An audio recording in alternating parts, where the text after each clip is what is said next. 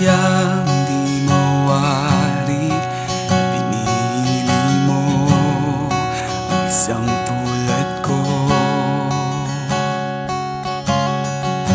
Sadyang di malirik ng puso ko't isip na ako'y mahal mo. Ako ay niligtas at iyong niyakap, buhay mo'y inalay sa akin.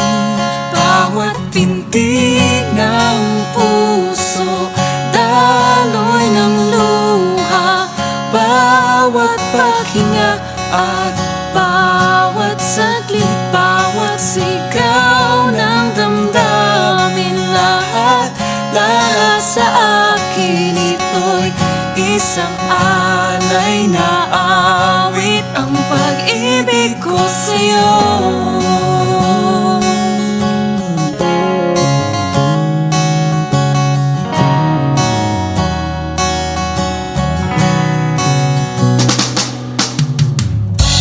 Katapatan mo, hindi magbabago, sadyang totoo. Pagmamahal mo ay di magmamaliw, o ika'y mahal ko. Ako ay niligtas at iyong niyakap, buhay mo'y inalay sa akin. Bawat pintig ng puso, daloy ng luha, bawat paghinga at bawat saglit, bawat sigaw ng damdamin, lahat sa akin ito'y isang alay na awit, ang pag-ibig ko sa'yo.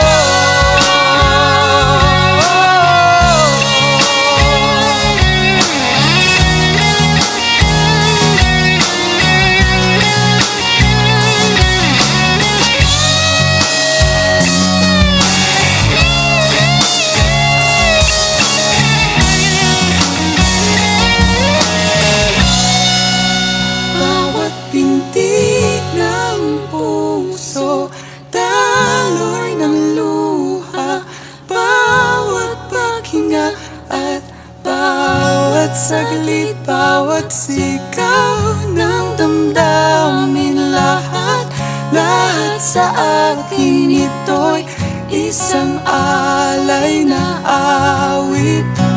Bawat pintig ng puso, daloy ng luha, bawat paghinga at bawat saglit, bawat sigaw ng damdamin, lahat sa akin ito'y isang alay na awit, ang pag-ibig ko sa'yo.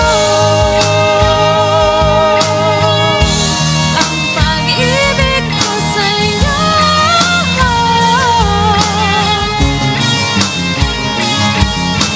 Alay na bawat pintig, alay na bawat paghinga, alay sa'yo.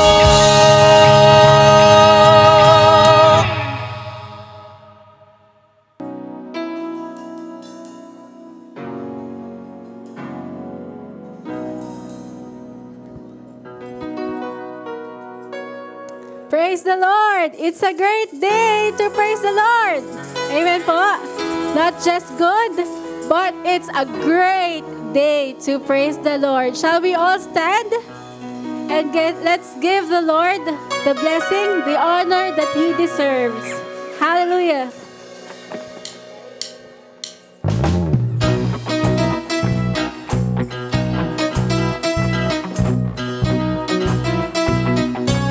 He deserves our praises. Hallelujah.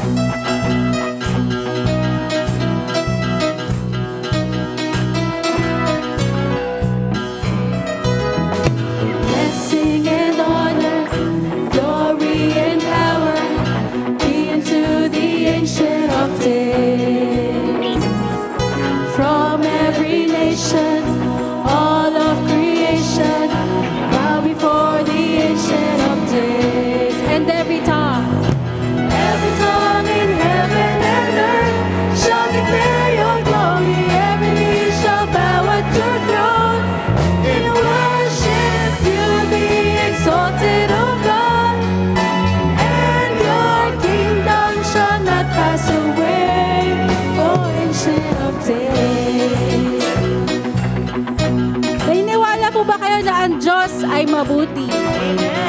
He is great and greatly to be praised. Naniniwala po ba kayo doon? So kung ano man po yung kalagayan ninyo ngayon, you have your fears, maybe you have your worries, just leave everything behind and let God take control. Kasi sabi naman po sa salita, He is our helper. Kapag nangangailangan ka, He is our provider, di ba po? So, let's just remember the promises of the Lord. And today, let's just lift up our eyes and fix our eyes on Jesus. And wala po tayong gagawin ngayong umaga kundi purihin, itaas ang ngalan ng Panginoon. Amen po? Amen. Use your voices, use your hands, use your feet. Just praise the Lord. Enjoy this moment in praising the Lord. Hallelujah. Hallelujah. Blessing and honor, glory and power be unto the Ancient of Days. From every nation, all of creation, bow before the Ancient of Days. And every tongue in heaven and earth shall declare your glory. Every knee shall bow at your throne.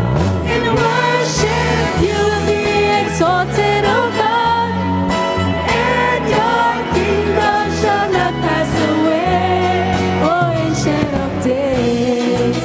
Minsan pa po, blessing and honor, glory and power be unto the Ancient of Days. From every nation, all of creation, bow before the Ancient of Days. And every tongue in heaven and earth shall declare your glory. Every knee shall bow at your throne. In worship you will be exalted, O God, and your kingdom shall not pass away. Every tongue in heaven and earth shall declare your glory. Every knee shall bow at your throne. In worship you will be exalted, O God, and your kingdom shall not pass away, O Ancient of Days.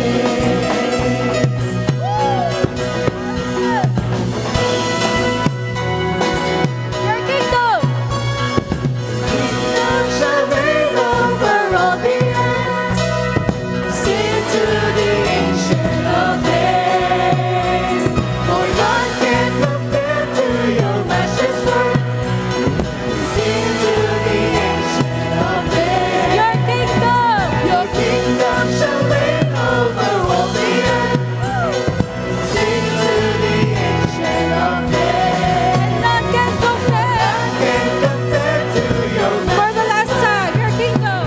Sing to the Ancient. Your kingdom shall reign. Your kingdom shall reign over all the earth. Sing to the Ancient of Days. And none compare to your matchless work. Sing to the Ancient of Days. And every tongue in heaven and earth shall declare your glory. Every knee shall bow at your throne. In worship you will be exalted, O God, and your kingdom shall not pass away. Every tongue in heaven and earth shall declare your glory. Every knee shall bow at your throne. In worship you will be exalted, O God, and your kingdom shall not pass away, O Ancient of Days. O Ancient of Days. O Ancient of Days. Yes, praise the Lord. And with one voice, let's shout, Hallelujah! Hallelujah! Woo! Praise the Lord!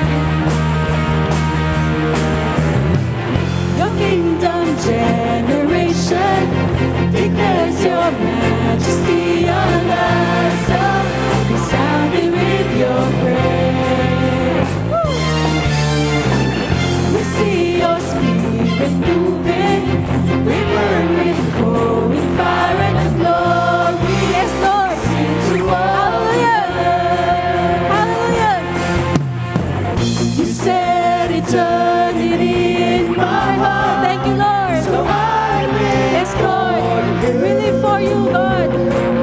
for you. I will one voice. Hallelujah, hallelujah. Honor and praise forever. We'll shout a victory cry from here to eternity. Hallelujah, hallelujah. We'll take our place in history. We'll shout your voice of love from here to eternity. Hallelujah, hallelujah. Honor and praise forever. We'll shout a victory cry from here. Yes, Lord. To eternity. Hallelujah, hallelujah. We'll take our place in history. We'll shout your voice of love from here to eternity.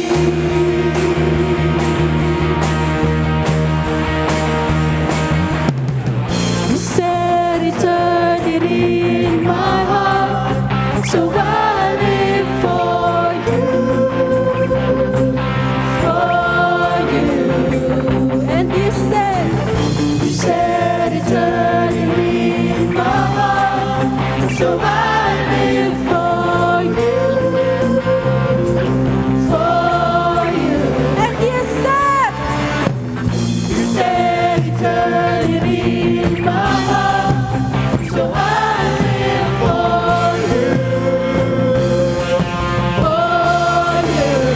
you. Hallelujah, hallelujah. Honor and praise forever. We'll shout a victory cry from here to eternity. Hallelujah, hallelujah. We'll take our place in history. We'll shout the walls of love from here. for the last time, hallelujah. Hallelujah, hallelujah. Honor and praise forever. We'll shout a victory cry from here to eternity. Hallelujah, hallelujah. We'll take our place in history. We'll shout the walls of love from here to eternity. Hallelujah, hallelujah. Yes, Lord. And we continue to shout in hallelujah to our living God. Hallelujah. Let's continue to give the Lord the glory, the honor. Hallelujah. Hallelujah, Jesus. Oh, you deserve all the glory, Lord. Hallelujah, hallelujah. You deserve the praise, Jesus. Hallelujah, hallelujah. Oh, you're so good.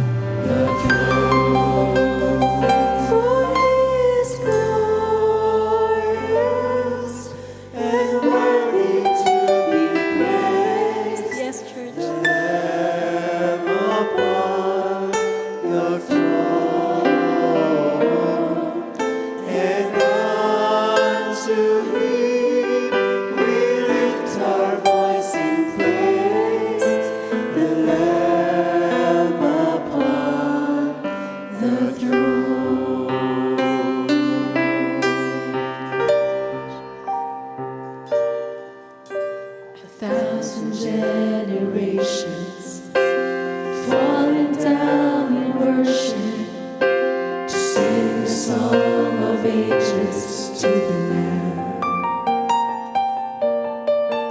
and all of God before us, and all who will believe, we sing the song of ages to the Lamb.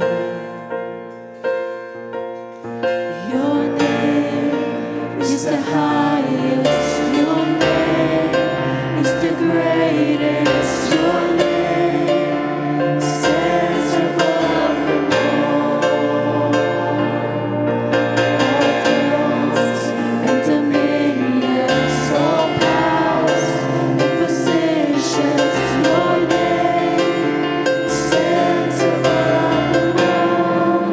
And the angels cry, holy, all creation cries, holy, you are lifted high, holy, holy forever.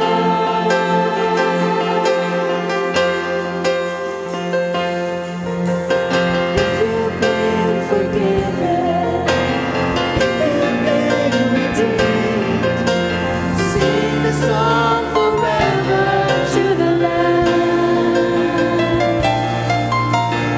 If you walk in freedom, and if you bear His name, we'll sing the song forever to the Lamb.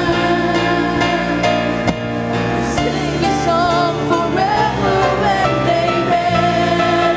And the angels cry, holy, all creation cries, holy, you are lifted high, holy, holy forever. Let's sing it again. If you've been forgiven, and if you've been redeemed, What will you do? sing the Yes. song forever. Sing a song to the Lord. Sing a song to the Lord. And if you walk Yes, in freedom, yes. We are free indeed. Yes. Woo! sing the song forever to the Lamb. Give voice, give voice, give voice. Sing the song forever and amen. And the angels cry, Holy, all creation cries, holy, you are lifted high, holy, holy forever. hear your people sing, hear your people sing. Your people sing, holy, to the King of Kings. Holy, you will always be. Holy, holy forever. Let's shout to the world. Your name is the highest. Your name is the greatest. Yes, yes. No other name. No other name. Hallelujah. All thrones and dominions, all powers and positions. Your name stands above them all. Your name. Your name is the highest. Your name is the greatest. Your name stands above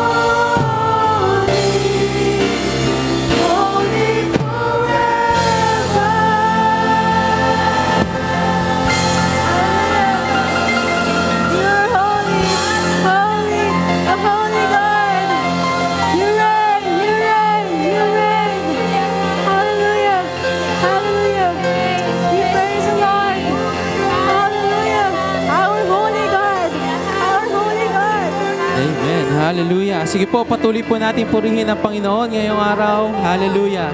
Thank you, Lord. Thank you, Lord. Hallelujah. Pwede po bang itaas po natin ang kamay po natin sa Panginoon? Thank you, Lord. Can you just praise the Lord right now sa inyo pong words? Hallelujah. Amen. All who are forgiven, all who are redeemed, praise the Lord.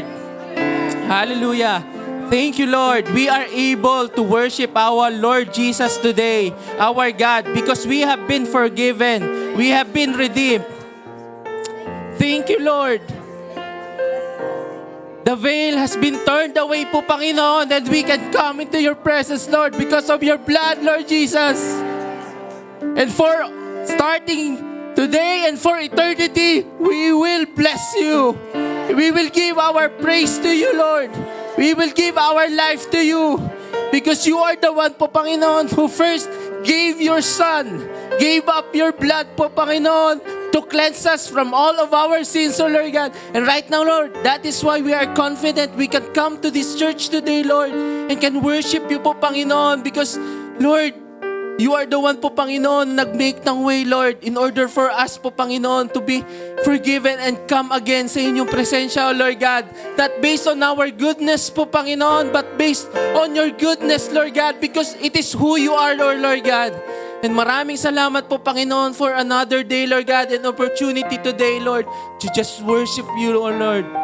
And we pray po, Panginoon, that as we continue in this worship po, Panginoon, Lord, bless everyone, Lord, na tatayo po dito sa harap po, Lord God, and let your anointing po, Panginoon, dwell po, Panginoon, sa magsispeak din po sa amin, O Lord God. And Lord, maraming salamat because we can have a joyful and confident expectation of good po, Panginoon, because we know, Lord, your word will be preached po, Panginoon, today. And help us po, Panginoon, help our hearts, O Lord God, to be a good soil po, Panginoon. And help us po, Panginoon, to see our Lord Jesus Christ today. Bless po, Panginoon, and anoint our speaker. And we pray, O Lord God, na kayo, Lord, yung makita po namin. And we pray, Lord, as we gather as a church po, Panginoon, which is your will po, Panginoon. We pray, O Lord God, na as we cherish everyone po, Panginoon. We see each other, Lord God. May your fire po, Panginoon, dito po sa church ninyo, Lord, ay patuloy na mag-grow, O Lord God. And as we see our brothers and sisters in Christ po, Panginoon, thank you. We are all po, Panginoon, imperfect, but you made us perfect in Christ, O Lord God. And so, Lord, help us to see po, Panginoon, our brothers and sisters po, Panginoon, today in love, Lord God, because you first love us, O Lord. Maraming salamat po. Bless this service po, Panginoon. This is our prayer in the mighty name of our Lord Jesus Christ, we pray. Amen. Amen. Amen. Praise God. Sige po, habang po kayo ay paupo, pwede po bang mag-bless po kayo ng 4 na tao ngayong araw?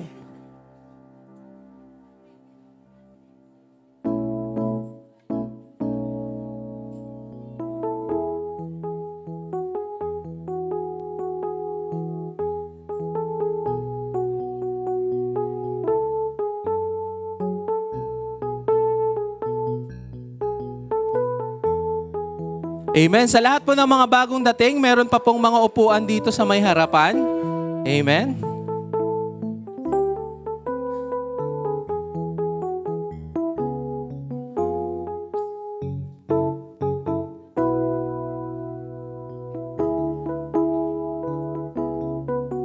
Ayan. Praise God. Sino po dito yung nakahanap na po ng 4 na blines po nila? Taas ang kamay po. Sumigaw po na lang ng malakas na amen. Sino pong natutuwa na nandito po ngayong Sunday, sumigaw ng pinakamalakas na amen. Praise God. Palakpakan po natin ang Panginoon. Ayan. Praise the Lord. Welcome po to Marikina Foursquare Gospel Church, and we are the church that follow Christ and makes followers of Christ. So pwede po bang pakitapik ang inyong katabi? We are followers of Christ. Pakisabihin po. Amen. Praise God. Ayan po, no, since we would like po to grab this opportunity naman, if there are people po na first time po makasama po namin dito po sa physical service po natin, pwede po bang pakitaas lang po yung kamay saglit? Meron po ba tayong first timer or second timer po dito ngayong araw? Dito po sa right side ko, meron po ba tayong first timer? Ayun po. Second timer po. Second timer daw po. Okay. So doon po, welcome po. And then next time, ito, sa gitna naman po. Ayan, meron pong first timer po. Dati na. Bagong balik lang po, welcome po. Welcome po ulit. Welcome back. Palakpakan po natin ang Panginoon. Welcome back. Praise God. Layo po nun Sambales. Praise God. Sister Indy. Lindy, sorry. Naiwan po yung L sa bahay. Welcome po ulit. Amen. Meron pa po ba? Meron po doon. First timer po. First timer. Ayan. Welcome po, sister. Praise God. Palakpakan po natin. Dahil po sa lahat po ng first timer, second timer po natin, or mga returning po natin, nawa po hindi po ito yung first and last time po namin na makasama namin kayo dito sa service natin. And also po, if ever po, mamaya, meron po kayong, kakausapin po kayo ng coordinators po natin. Amen. Palakpakan po natin ang Panginoon. And also sa lahat po ng mga nanonood sa ating live stream, if this is your first time na makapanood po ng live stream po namin, we have a service every Sunday. Services every Sunday, 7:30 a.m. and 10:30 a.m. So, we would like to invite you po na pumunta po dito sa church. And also, kung first time niyo po dyan, talaga, pakitype lang po dyan, I am new here. And also, doon po sa regular attendees po natin, pakitype po dyan yung pangalan ninyo at yung pangalan po ng kasama po ninyong nanonood. At darating po tayo ngayon sa ating mga announcements every 9:30 a.m. and to 10:30 a.m., meron po tayong UFM at UFW kapihan. Amen? So sa lahat po ng UFM at UFW, kung first time nyo po, hindi pa kayo nakaka-attend, or doon po sa mga care circles po, or mga UFM, UFW na wala pa po kayong mga care circles, pwede nyo pong gawing avenue ito para po makakilala ng mga care circle leaders. Amen? So, this coming Wednesday din naman po, sino po ang excited na mayroon po tayong Faith Night? Amen. Parang mahina. Sino pong excited na meron pong Faith Night this Wednesday? Amen. Palakpakan po natin ang Panginoon. Ayan. Palakpakan po natin ang Panginoon. So again po, everyone po, we'd like to invite you every 6:30 p.m. po, punta po kayo dito para po sa ating Faith Night. So, last Faith Night po, we had a great Faith Night po. So, I pray po na yung mga hindi po nakaka-attend pa, before po matapos yung year, maka-attend po kayo ng Faith Night. Amen? Why? Dahil alam po natin, kailangan po natin ng panalangin at word ng Panginoon sa midweek po natin. Amen po ba? Amen. And also, membership 101 po natin. Kung sino pa po dito, yung mga dugay na, okay? Or kung kayo po ay medyo bago-bago pa, pero 6 months and above na po kayo and you are looking for a home church na po talaga, we would like to encourage you po to have a membership 101 orientation with Pastora Glo. Hanapin nyo lang po si Pastora Glo kung gusto na pong magpa-member dito. And we encourage you po, lalo na po dun sa mga matatagal na. Amen? Hanapin sa November 17 po ito, pakihanap lang po si Pastora Glo. And also this coming November 16, meron po tayong mass dedication. So sa lahat po ng parents na gusto pong magpa-dedicate ng kanilang mga anak, so po, hanapin nyo lang din po si Pastora Glo para po dito. So sa this coming Saturday na po ito, 2:30 p.m. So sa lahat po ng mga merong bagets and you want po na i-dedicate yung anak po ninyo sa ating Panginoon. Amen? And also this coming November 10, meron pong UFM, November 10 ngayon po ito. Mamaya po itong hapon, 2 to 6 p.m., meron pong Unbreakable Brotherhood. Hanapin nyo lang po si Pastor Nolen. Okay? Para po dito sa UFM, po natin, activity po natin. At sa lahat po ng mga UFW, kung kayo po ay meron pong asawa na hindi pa po register or nakakasali po dito, we'd like to encourage you po na pasalihin po sila. Amen? And also, this coming Friday po, sa lahat ng young professional po natin, meron po tayong R&R Friday. So, last 2 R&Rs na lang po natin at bubuksan na natin yung prayer capsule natin this year. So, sa lahat po ng meron pong anak at meron pong mga FSY po na mga kakaibigan, kakilala po dito sa church. Actually po, kahit bago, pwede nyo pong invite po dito, 7:30 p.m. Diyan po, malapit sa South Supermarket. Okay? Yung Kohi na coffee shop. So 7:30 po ito, this coming Friday na po ito. Amen? And also sa lahat naman ng mga kabataan, merong special announcement para po sa National First Square Youth Summit. Okay? Next year pa po ito, June 10 to 13, 20 to 25. So by faith, sa lahat po ng mga kabataan na gustong sumama po dito, papuntang Davao, okay? Pwede na po kayong mag-ipon at magpaalam sa nanay at tatay ninyong gusto kong sumama sa summit. So, isa pa pong kagandahan dyan ay pwede na rin kayong nalangin na, Lord, i-bless nyo ang parents ko, makasama ako sa summit. Amen po ba? Amen. So sa lahat din po ng mga parents, no, we would like to encourage everyone po kung sakali po, by faith po ito. Kung wala po pang pera, by faith po. Magpa-register po tayo and also let's just give po yung request po natin sa Panginoon. And I believe po, no, I believe na the Lord will always make a way kapag tayo po ay naniwala po that He can provide because He is willing. Amen po ba? Amen. So sa lahat po, again po, 1,300 po ito para po sa early bird and also 1,500 po para sa mga after po ng early bird date. So other details po ay mas i-detail pa po natin. Hanapin nyo lang po si Ate Jovi para po dito sa Foursquare Youth Summit, other details po natin. Ito po ay gagamitin po sa Davao. Okay? And yun lamang po, pwede po bang palakpakan po natin ang Panginoon?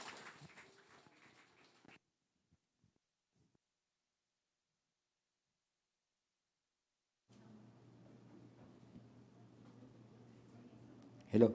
Good morning po. Ako po si Brother Paul na atasan para sa verse ng Malakay 3 verse 8 to 10. Maaari pong basahin ko po para sa inyo.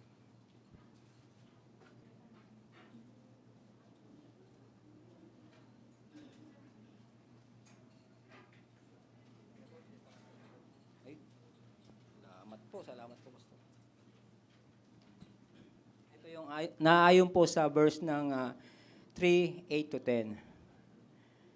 Dalhin ninyo ang buong ikasampung bahagi sa kamalig upang magkaroon ng pagkain sa aking bahay. At subukin ninyo ako ngayon sa bagay na ito, sabi ng Panginoon. Sabi ng Panginoon ng mga hukbo, kung hindi ko bubuksan sa inyo ang mga dungawan sa langit at ihuhulog ko sa inyo ang isang pagpapala na walang sapat na sisidlan ng kalagayan. Ibabahagi ko po yung maliit na karanasan ko sa buhay bilang tatay, ama. Nagsimula po yung kalbaryo ng buhay ko. Meron kaming konting minana na lupa.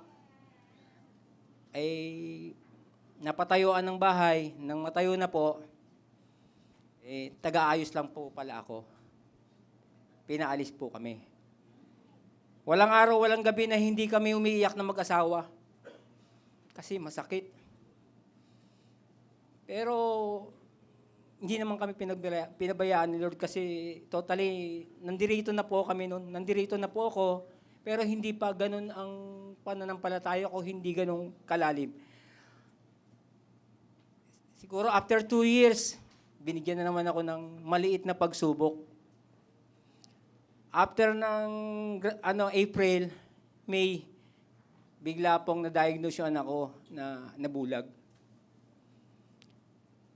Ayun, doon po nagsimula muli yung pagsubok. Nagsisimula na kami ni Kuya, nakalimutan ko na, sorry ha. Basta nagsisimula na kami sa pag-aaral tungkol sa Biblia, bigla pong may pagsubok na naman. Yun nga, diagnose, kailangan ng chemo. Alam naman po ng bawat isa, yung pagkikemo is hindi birong halaga. Ngayon, nung may nakausap akong isang pastor, hindi ko maalala yung pangalan, parang Pastor Nolin. Sabi niya sa akin, kamusta Kuya Paul?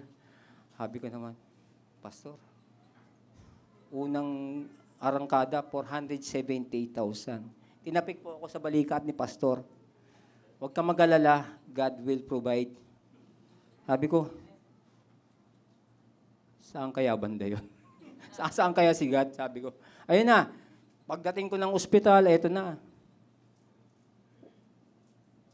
Siyempre, may malasakit. Salamat sa malasakit. Siguro, isasabihin ko sa inyo, napakalaking tulong ng malasakit. Yun na.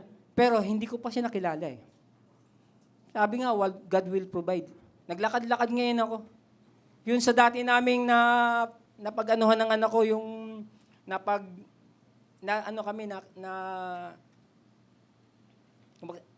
naista kami sa almost 1 week. Binalikan ko yung kasi may nagsabi sa akin may tutulong. Naglakad-lakad ako doon. Biglang, pagsilip ko doon sa ward na yon, sabi sa akin, Kuya, ano yon? Sabi ko, hinahanap ko yung dating kasama ko rito sa ward.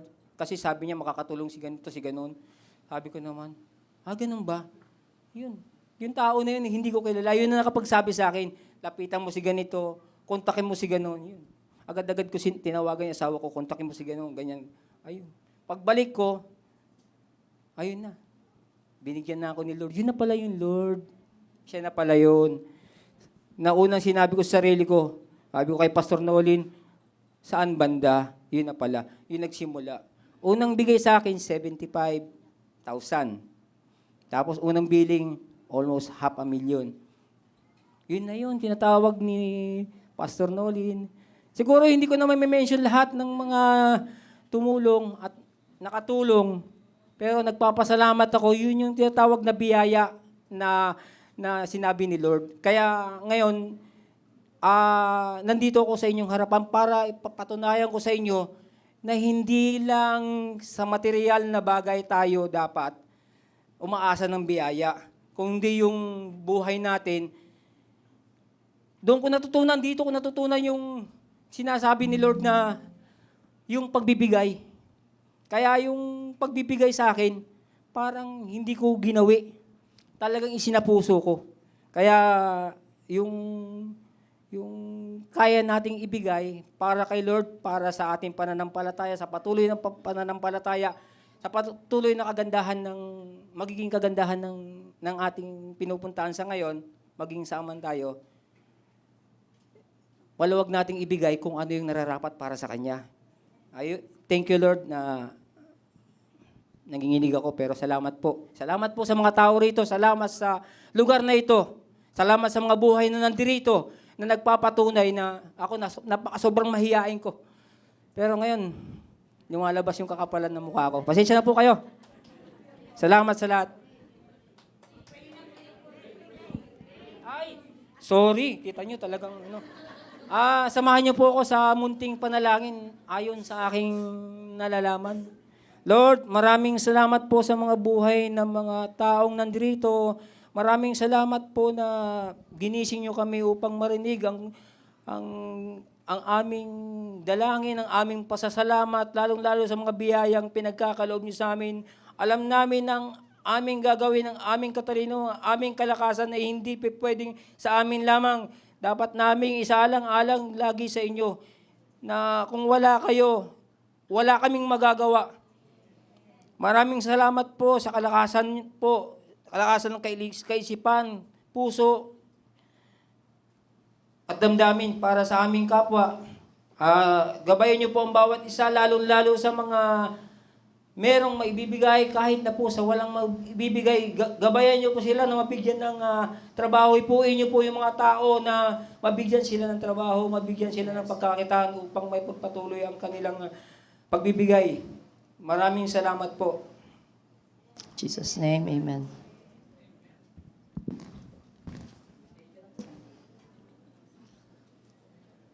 Ang nagsalita ho si Apostle Paul. Paul Manlangit, di ba? Pangalan pa lang, ha? Nasa langit na. Asawa ho yan. The famous asawa ni Ate Weng na naglilinis sa atin, di ba? Dati sama-sama lang yan eh, di mo? Praise God. Panoorin po natin itong video as an introduction to our speaker.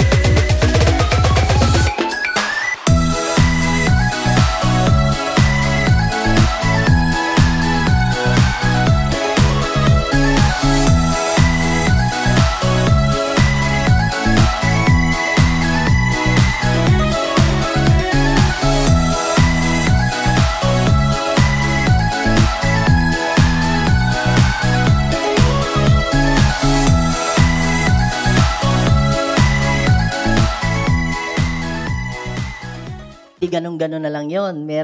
Kasi gawa yan na anak niya, syempre, no? Pero iba yung galing sa akin na introduction. At yung punta kapagsalita is not a stranger to us because he has been our speaker siguro 2 years ago, Pastor? Okay. And he's not a superintendent anymore. We are inviting superintendents here pag anniversary time para makapahinga yung mga pastor natin kasi ang daming trabaho pag ganitong season. Pero hindi na ho siya superintendent, but I opted to invite him again because I knew in my heart that he needs to come back here. Lalo na ho ang topic ho natin ay kailangan ng mas malalim na pag-aaral. At yung mga malalalim na pag-aaral, binibigay ko sa kanya. Yan, kasi siya ho ay student of the Word. At hindi lang ho student of the Word, siya ho ay maasahan sa marami pong bagay. May mga panahon ho na talaga minsan kailangan namin ng saklolo sa office. May mga cases na ina-attenan for ethics, for counseling, for discipline. Ay na-invite po namin siya to be part of the team. Kasi alam namin how, ano po siya, malawak ho ang kanyang pananaw sa mga sitwasyon at hindi ho siya basta naguhugas-husga sa mga sitwasyon. Siya ho'y pinag-aaralan niya lahat ng bagay and he asked the right questions na po. At napaka-dependable po niya. Hindi lang ho yun, kundi kapag panahon ho ng tawanan sa office, isa ho siya sa bumabangka. Bumabangka po yan, kahit maliit lang po siya, kayang-kaya ho niyang bumangka, lalo na kapag may nag-feed din sa kanya, nagbigay ng para makapag-punchline siya. At marami ho siyang kwento. As in, marami siyang kwento sa mga kasaysayan nila sa Mindoro, sa Tondo, at kung saan-saan pa. Pero bago ho ang lahat ay baka hindi na ho tayo agad makabati sa kanya na someday soon, he will become the father of a doctor. Yan. So nag-aaral ho yung kanya anak ng medisina sa Ilocos po. Okay, kaya praise God for this man's life. Ever dependable, Reverend Elmer Dacayanan. Let's welcome him. Sa atin pong serye na Day by Day, Part 2. God bless you, Pastor.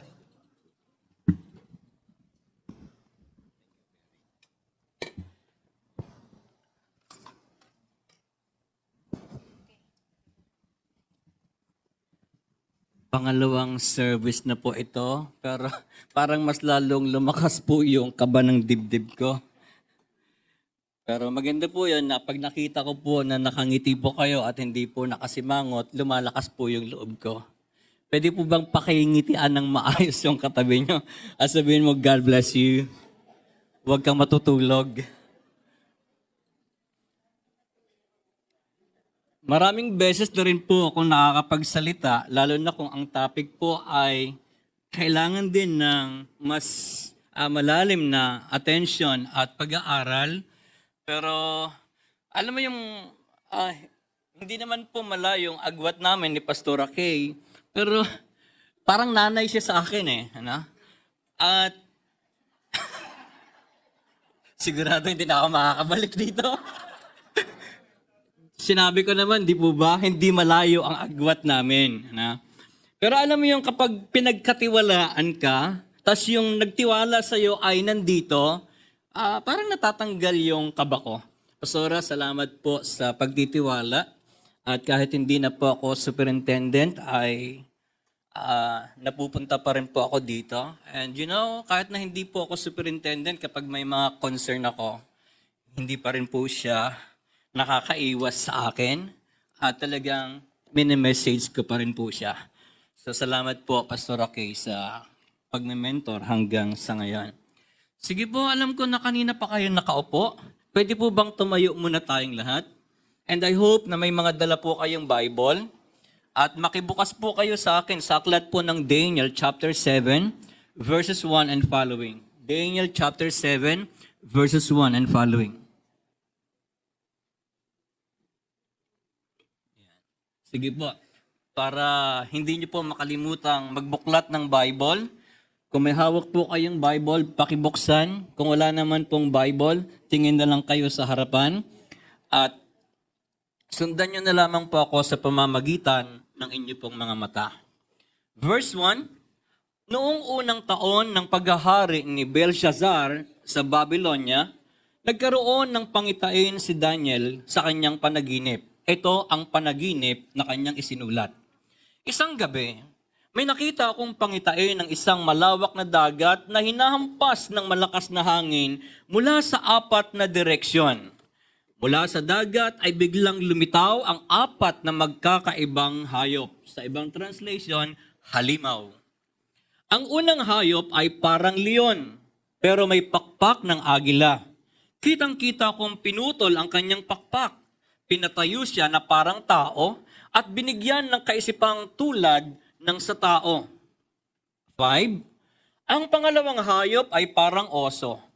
Nakatayo siya sa 2 hulihang paa at may kagat siyang 3 tadyang.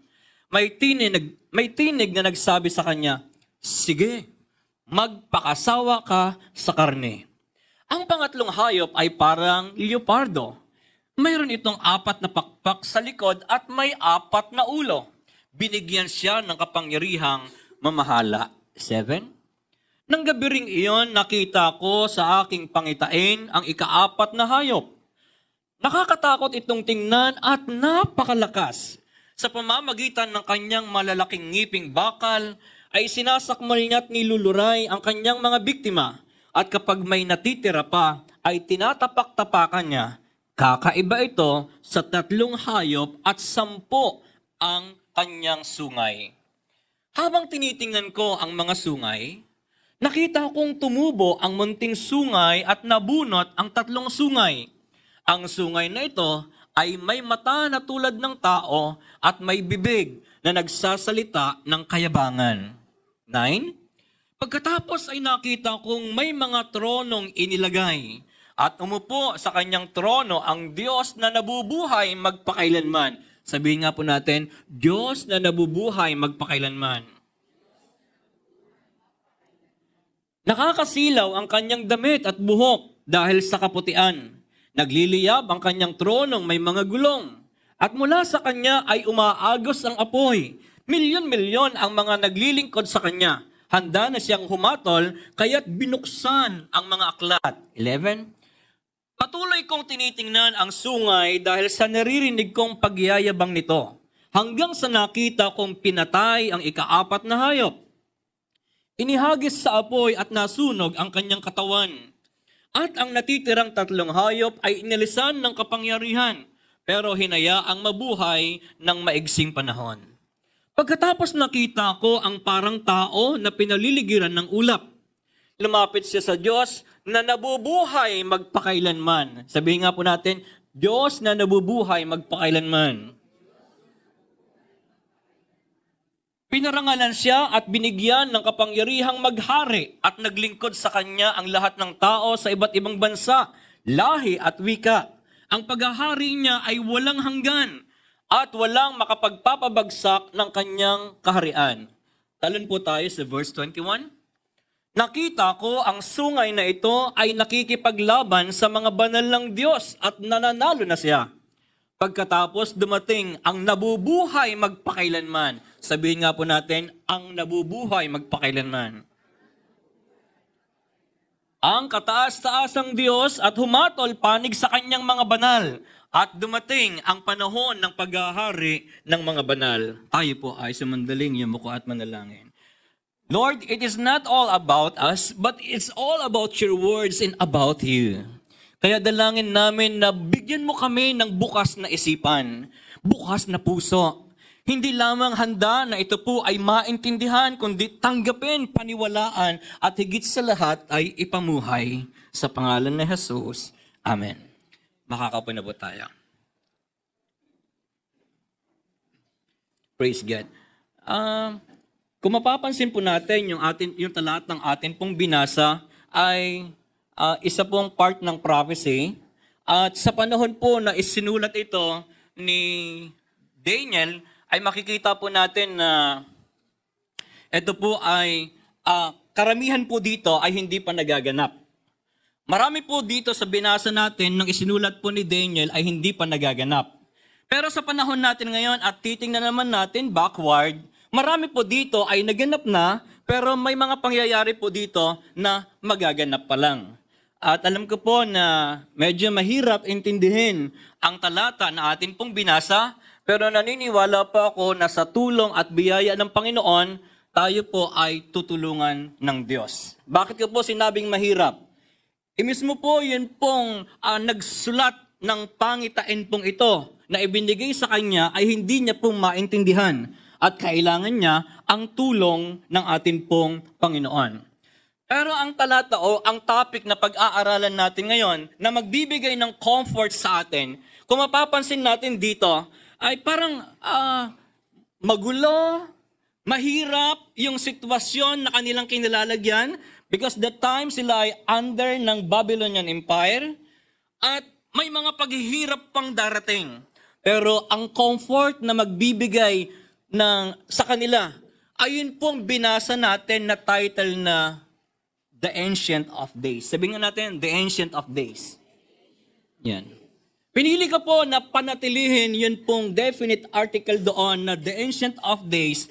Dahil kapag ito po ay may definite article, kahit pag sa New Testament po, binasa natin, the Son of Man or the Son of God o ang anak ng tao, ang anak ng Diyos, kapag may definite article po, ay exclusive yun kay Jesus Christ. Yes, we are all sons of God, but there is only one, the Son of God, and there's only one, the Son of Man. Kaya yun pong topic natin na The Ancient of Days, para masigit nating maintindihan, kahit hindi tayo gumamit ng mga komentary, gumamit lang tayo ng mga translation, ay mauunawaan na natin ng bahagya kung ano po ang ibig sabihin ng Ancient of Days na ito. Narito po, kumuha ako ng 4 na translation. Sabi po ng New Century Version, and God, the Eternal One, sat on His throne. Yun pong, the Ancient of Days ay tinawag na the Eternal One. Sa Contemporary English Version, nakalagay po ay, and the Eternal God took His place, the Eternal God. Sa Tagalog po ay gumamit ng ganito. Habang ako'y nakatingin, may mga tronong inilagay at may definite article talaga siya, ang matanda sa mga araw ay umupo. Sa ibang translation, magandang balita, ang nakalagay po ay, naupo sa isa sa mga ito ang nabubuhay magpakailanman. Using different translations ay makikita natin na yung The Ancient of Days ay title ng atin pong Diyos. Pero hindi ito basta title lang. Ito po ay may implication na nabubuhay magpakailanman. Siya yung sa pasimula, siya rin yung sa hangganan, walang pasimula, walang hangganan, at yun po ay title ng atin pong Diyos na makapangyarihan. Na para bang nagsasabi sa atin, ano man yung pinagdadaanan mo, kagaya ng mga Israelita under Babylonian Empire, huwag kang matatakot, huwag kang mangangamba, dahil yung The Ancient of Days, yung nabubuhay magpakailanman, habang siya ang nakaupo sa trono at kailanman ay hindi mapapatalsik, lagi tayong safe sa kamay ng atin pong Panginoon. Palakpakan nga natin ang Panginoon. Kaya hayaan niyo pong magsalita ako sa topic na ito, The Ancient of Days reigns. Ang Diyos na nabubuhay magpakailanman ay naghahari. Tingnan nga po natin kung paano niya pinaghaharian ang sanlibutan at ang atin pong buhay. Una po, He reigns with wisdom. Sabihin nga po natin, wisdom. And those who are watching us online, pakitype nga po sa comment section natin, He reigns with wisdom. Pag sinabing wisdom, hindi lang ito yung limited na wisdom, but omniscient God, all-knowing. Lahat ng bagay, hindi pa nangyayari, sa pasimula pa lang hanggang doon sa dulo, alam na ng Panginoon, nakita na ng Panginoon, na-anticipate na ng Panginoon, at wala pong surprise na nangyayari sa Kanya. Gusto kong sabihin sa iyong katabi, sabihin mo sa iyong katabi, ano man yung pinagdadaanan mo, hindi na surprise ang Panginoon. Alam ng Panginoon yan. Because He is the all-knowing God. He reigns with wisdom. Tingnan nga po natin. Dito po sa aklat ng Daniel chapter 7 verse 15. Sabi po ng Biblia, I, Daniel, was troubled in spirit, and the visions that passed through my mind disturbed me. I approached one of those standing there and asked him the meaning of all this. So he told me and gave me the interpretation of these things. Kung titingnan natin yung background ni Daniel sa chapter 2, yung kaya niyang mag-interpret ng panaginip or ng mga vision. Pero yung kakayanang yon ay hindi niya nagagawa sa kanyang sarili. Yun po ay nagagawa niya sa biyaya at sa tulong ng the Ancient of Days who knows everything. Kaya kung mapapansin po natin, may karanasan na siya sa chapter 2 nga ng aklat ng Daniel. Ang gusto ng hari ay huwag lang bigyan ng interpretation yung panaginip, kundi sabihin kung ano yung panaginip mismo at wala daw makakagawa nun. Pero dito, makikita natin, si Daniel, hindi niya po ininterpret yung pong kanyang vision by his own. Sabi ng Biblia, I approached one of those standing there and asked him the meaning of all this. Why? Dahil alam ni Daniel na yung Diyos na kanyang pinaglilingkuran, the Ancient of Days, knows everything because He is the omniscient God. At kung mapapansin natin doon sa binasa natin sa chapter 1, chapter 7, verses 1 and 7, makikita natin doon, nagkaroon siya ng pangitain. May 4 na hayop, sa ibang translation, 4 na halimaw. Tingnan nyo nga po yung katabi nyo at sabihin nyo, 4 na halimaw. Tapos sabihin nyo po, sigurado ako hindi ka kasama doon.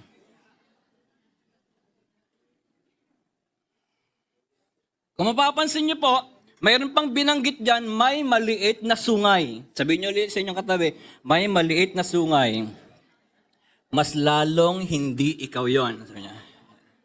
Para mabigyan kaagad tayo ng idea, pag kinonect natin ito, chapter 7, doon sa aklat ng Revelations, chapter 19, na counterpart po nito, yung little horn na binabanggit sa chapter 7, at sa Revelations chapter 9, ay Antichrist ito. At ang Antichrist ay hindi yung iniisip natin na may sungay, may buntot, namumula yung mata. Ang Antichrist po ay tao. Tingnan mo uli yung katabi mo. Sabihin mo, ngayon sure na sure ako. Hindi ikaw yung maliit na sungay. Yan. At kung titingnan po natin, pagkatapos pong ipaliwanag kay Daniel na yung nakita niyang 4 na halimaw ay 4 na hari na lalabas at talagang mamamayagpag sa kanilang pamumuno at marami po sila talagang aapihin at aapak-apakan, using the Bible commentary, ay makikita po natin na marami po sa mga part nito, pag titingnan natin, looking backward, ay nangyari na. With the help of MacArthur Bible Commentary, ay makikita natin. Tingnan niyo po dyan yung pangalawang line, yung may nakalagay na chapter 7, at sa bandang dulong kanan, yung kingdoms presented. Dito po makikita natin na yung like a lion or parang leon na mayroon pong pakpak is referring sa Babylonia. At marami pong mga Bible scholar ang nagkakasundo na Babylonia talaga ito. Pero ito pong pangalawa, yung parang oso, ay referring sa Medo-Persia. At yung pangatlo na parang leopardo na may 4 na pakpak at 4 na ulo is referring sa Greek Empire or sa Greece. Alam niyo po kung gaano talaga katalino ang Panginoon. Kasi nung sinusulat ni Daniel ang chapter 7, under Babylonian Empire pa sila. Wala pa itong Medo-Persia na sumakop sa kanila. Mas lalo pa itong Greek Empire. Pero pag binasa nyo ang chapter 8, napakalinaw na talagang direktang sinabi doon, okay, lalabas at magiging makapangyarihan itong Medo-Persia na to at itong Greek Empire na to. Pag kinonsult natin ang maraming Bible scholar, ito pong Babylon na tinutukoy dito, ito daw po yung modern Iraq ngayon. At itong Medo-Persia, ito daw po yung modern Iran ngayon. Kaya makikita po natin dito, napakatalino talaga ng Panginoon. Hindi pa nangyayari, pero alam na ng Panginoon kung sino yung susunod, yung order ng kingdom na talagang maghahari. Pero nakakalungkot lang, pag nababasa natin yung mga vision at mga dreams, pag nagkaroon tayo ng panaginip, binibigyan na rin natin ng sariling interpretation. Isa sa mga panaginip na kalamitang kinatatakutan ay kapag natanggalan ka daw ng ngipin sa iyong panaginip.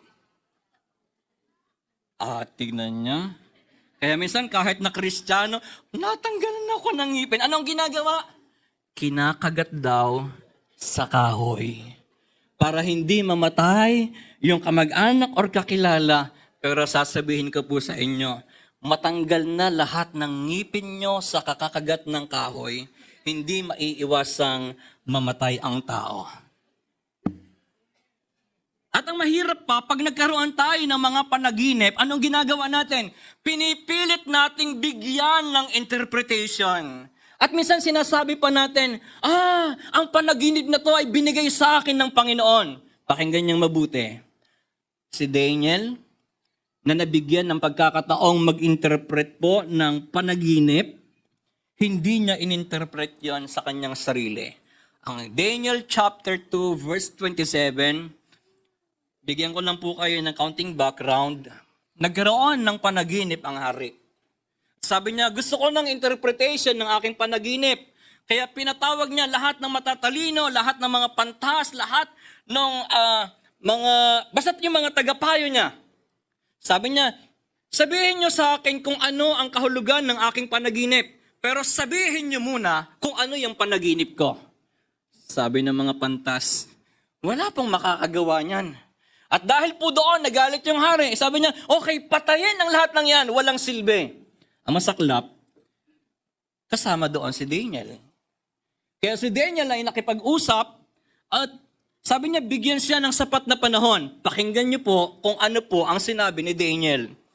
Sa Daniel chapter 2 verse 27, Daniel replied, no wise man, enchanter, magician, or diviner can explain to the king the mystery he has us about. But there is a God in heaven who reveals mysteries. He has shown King Nebuchadnezzar what will happen in the days to come. Kaya ingat po tayo sa mga panaginip natin. Kung mananaginip tayo at talagang may interpretation, huwag niyong bigyan ng sariling interpretation, but you have to ask God. Pero paalala, si King Solomon na nabuhay at tinaguri ang pinakamatalinong hari at tao na nabuhay sa kanyang panahon, ay mayroon pong advice o mayroon pong paalala sa atin. Pag binasa niyo ang aklat ng mga ngaral, chapter 5, verse 3, sabi po ni Solomon, ang panaginip ay bunga ng maraming alalahanin. That's biblical. Hindi ko po salita yun. Sabihin mo sa iyong katabi, ang panaginip minsan ay bunga ng maraming alalahanin. Kaya siguro kung lagi mong iniisip ay pera, baka ang napanaginipan mo ay kaya pagising mo, pagtingin sa salamin, kayo na, ang bahala. But my point is, tingnan niyo po kung gaano katalino ang atin pong Panginoon. Bago pa mangyari ang isang bagay, ay ipinapahayag niya na. At alam niyo po, pag sinabi pong prophecy at totoong prophet ng Panginoon, ang kanyang sinabi ay bound to be fulfilled. Kapag ang isang prophecy ay hindi po nangyari, pag may nag-prophesy at hindi nangyari, ibig sabihin yun, false prophet. Kaya ito po, nang ang aklat ng Daniel ay sinulat under a Babylonian Empire na sila, gumamit ang Panginoon ng iba't ibang propeta para magbigay ng comfort at paalala sa bayan ng Israel na nasa Babylonia na, yun pong mga in-exile. At kung makikita natin yung Jeremiah chapter 29 verse 11, Alam ko po, isa sa mga paborito niyang verse ito. Kung paborito niya po ang verse na yan, pakibasa nga po.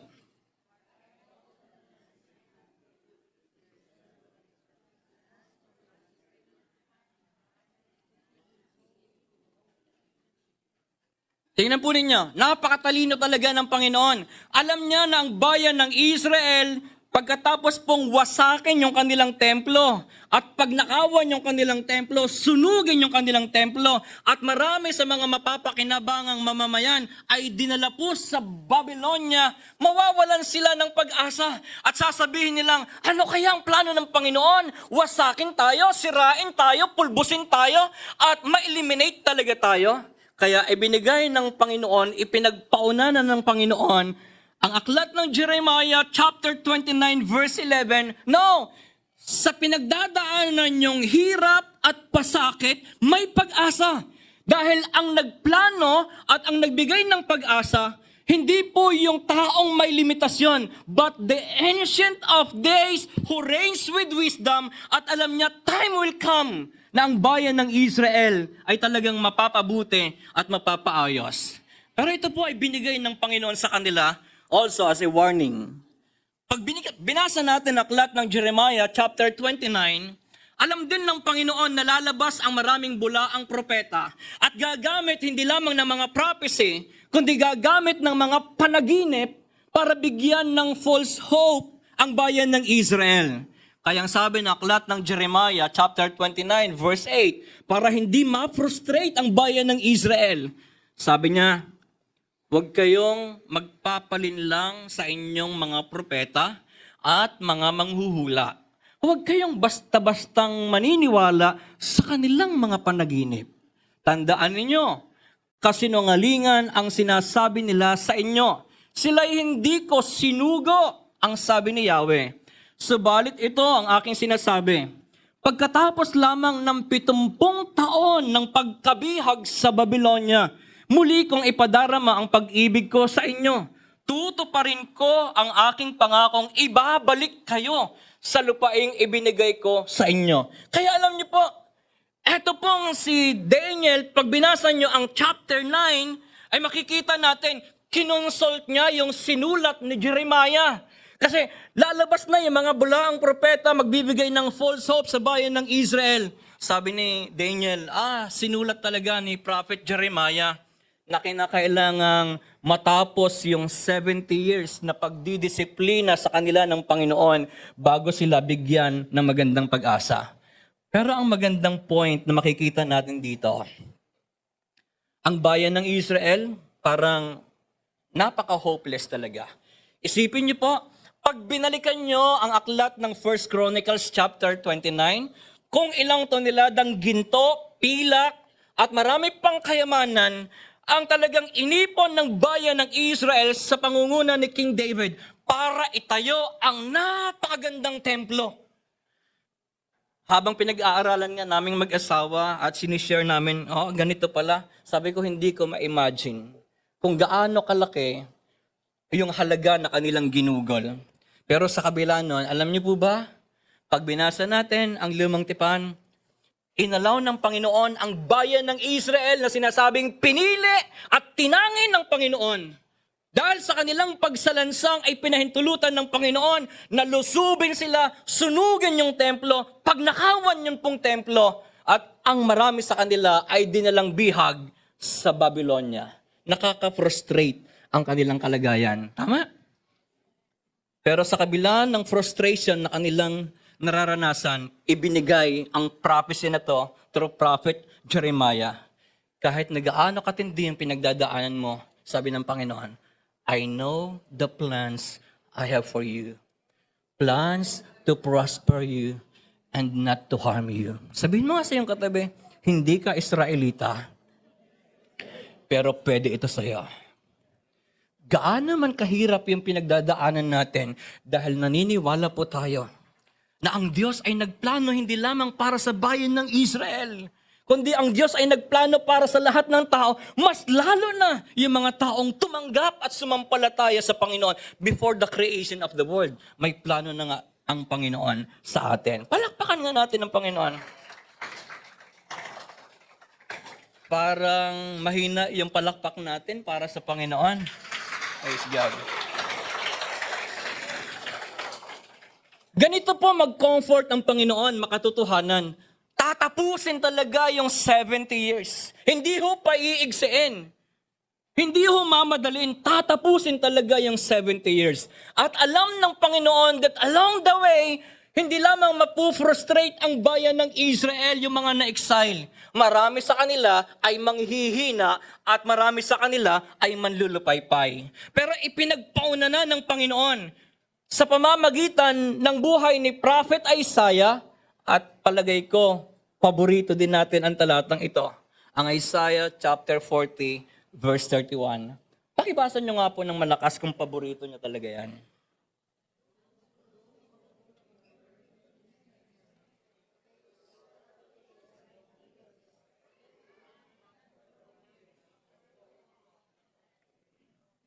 Alam ng Panginoon, mapufrustrate sila. Alam ng Panginoon, mapapagod sila. Pero alam niyo po, pag binasa natin at tingnan ang context ng Isaiah chapter 40, yung beginning verse po sa verse 1, grabe. Yung comfort na pwedeng ibigay talaga sa atin ng Panginoon. Pakinggan po ninyo.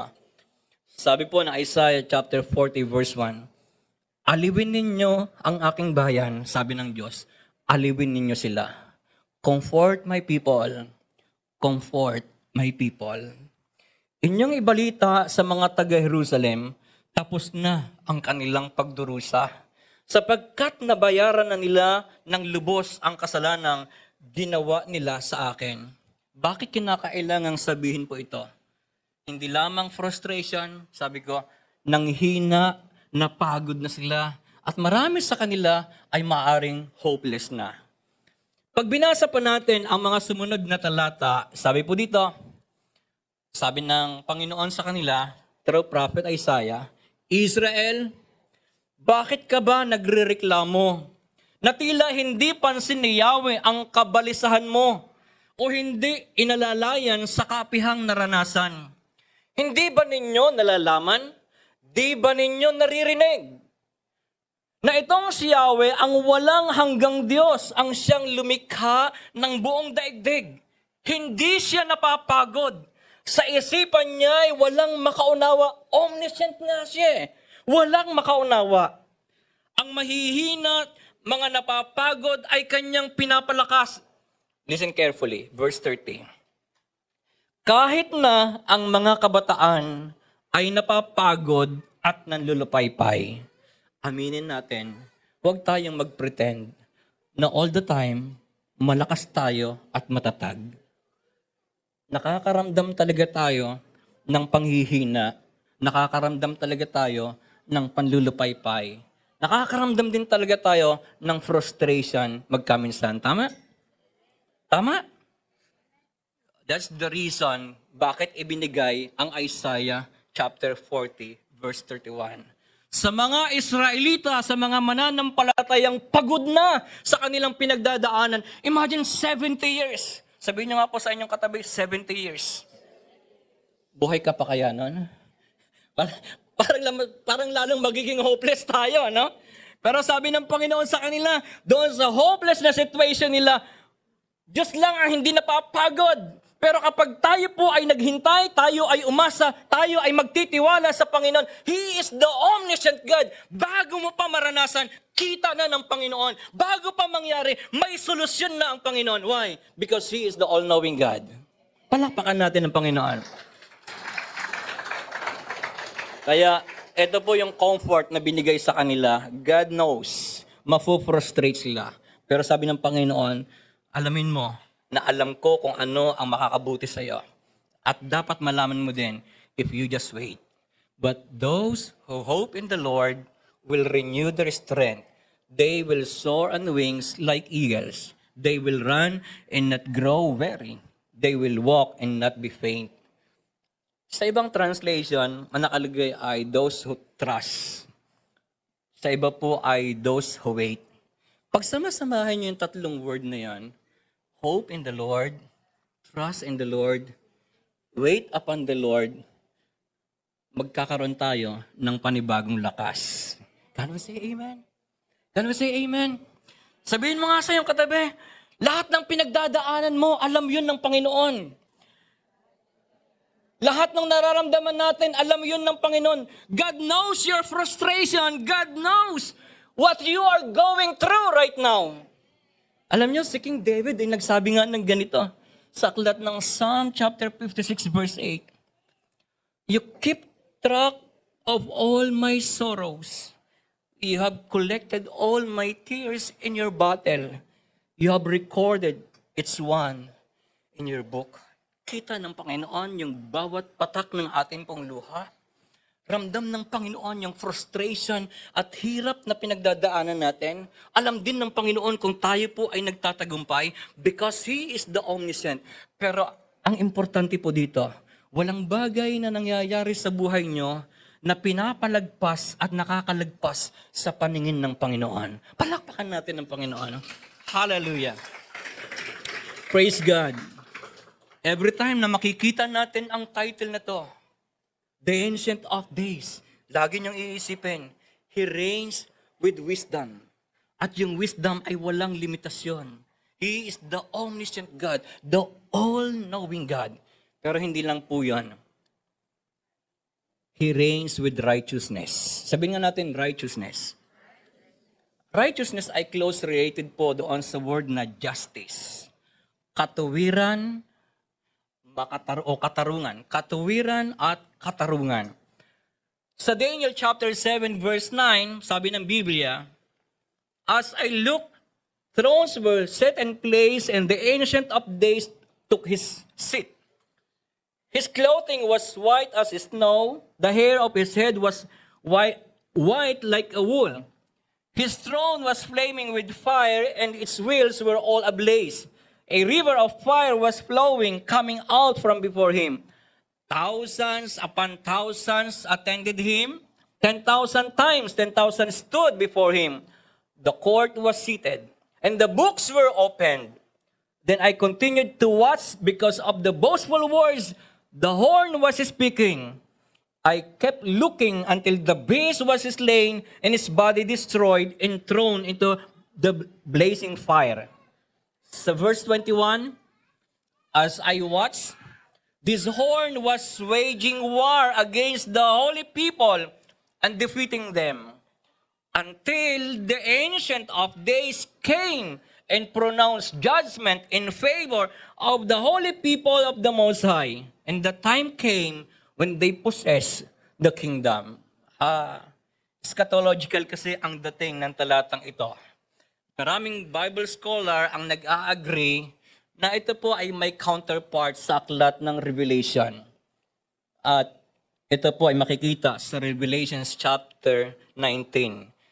Basahin nga natin sandali. Revelation chapter 19 verse 19. Kayo nga po ang magbasa.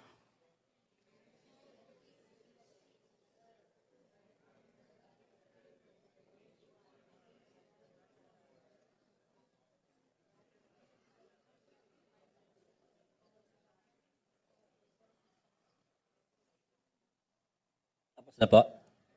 Praise God. Pinaniniwalaan po ng maraming Bible scholar na yung pong little horn na binabanggit doon sa Daniel chapter 7 is the Antichrist. At ito rin po yung tinatawag namang halimaw doon po sa aklat ng Revelation chapter 19. Pag pinag-aralan natin yun pong eschatology, ay mabubura po doon sa isipan natin na pag sinabing pag bumalik ang Panginoon ay end of the world na kaagad. Parang ganun kasi minsan yung dating, no? Pag bumalik si Jesus Christ, end of the world. Pero pag pinag-aralan natin, lalo na sa atin, stand natin ay pre-trib, pagbalik ng Panginoon, He will come for the saints, para sa mga sumasampalataya sa Kanya. At pagbaba niya, hindi siya bababa sa lupa, kundi sa alapaap lamang para magkaroon ng rapture. And we will meet the Lord sa air. At magkakaroon ng great tribulation sa lupa. And after 7 years, pagkatapos ng great tribulation, Jesus Christ will come no longer for the saints, but with the saints. At magkakaroon na ng Battle of Armageddon. After ng Battle of Armageddon, magkakaroon ng literal na 1,000 years na paghahari ang Panginoon dito sa lupa. And what will happen?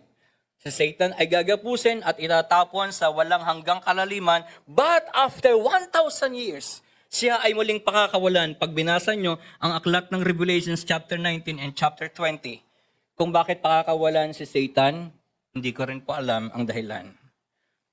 At mandadaya uli siya at didigmain ang atin pong Panginoon.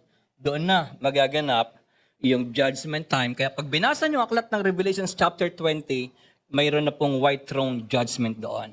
So every time na napag-aaralan itong end times, parang nakakaramdam tayo minsan ng matinding takot. Kasi parang, paano yun? Baka yung tatakan na ng 666. Hindi po ba? Sabihin mo nga sa iyong katabi, tatakan. Hindi ko maintindihan kung ang stand natin ay pre-trib, hindi tayo dapat natatakot doon sa tatakan na yon. Kasi bago dumating yung Great Tribulation, kukunin na tayo ng Panginoon. Amen? Palakpakan natin ng Panginoon. Yung malakas na palakpak. Praise God. Thank you po. Ay paano kung mali at ang tama ay post-trib? Na kinakailangang dumaan tayo doon sa Great Tribulation bago po dumating ang Panginoon. Nung time po ng COVID na yan, di ba, lumabas na yun pong mga bakuna.